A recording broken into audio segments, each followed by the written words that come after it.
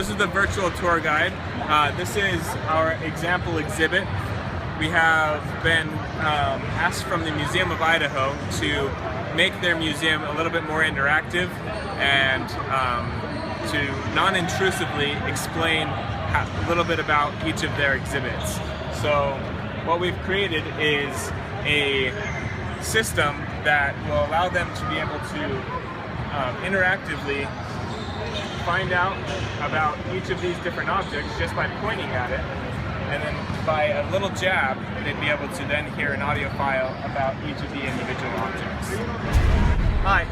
So we use AutoIT, which is a scripting language, to go ahead and map out each of the positions of each of our exhibit items here.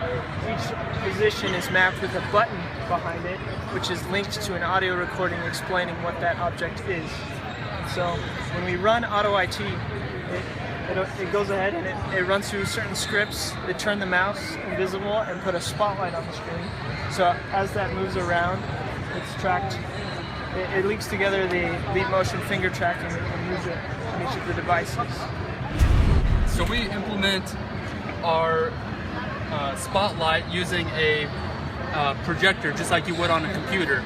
And we put a black screen on the background of the computer, and we replace the mouse with a round white circle, so it mimics just like a spotlight would. So you could point and highlight different objects in the exhibit.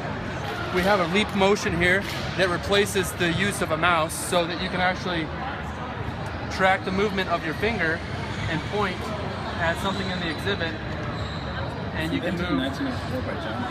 So I can click on, I can move around and click on something in the exhibit, and it begins to play the audio file.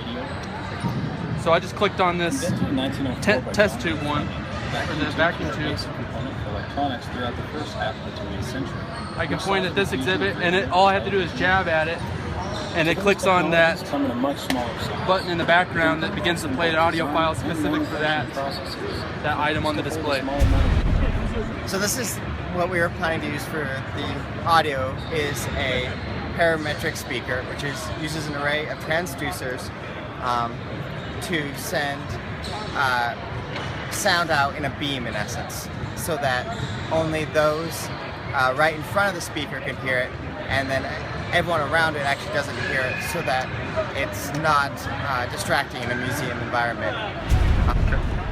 One fun application of this museum exhibit tour guide is that because of the specific scripting language we've used, it has the ability to control other interactive features of the exhibit.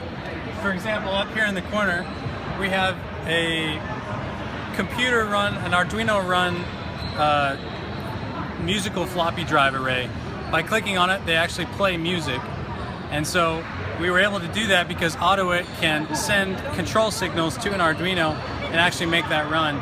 For a museum, I mean, if they had fake characters or something that they wanted to move, you know, a person could click on it and then they would actually proceed to do that.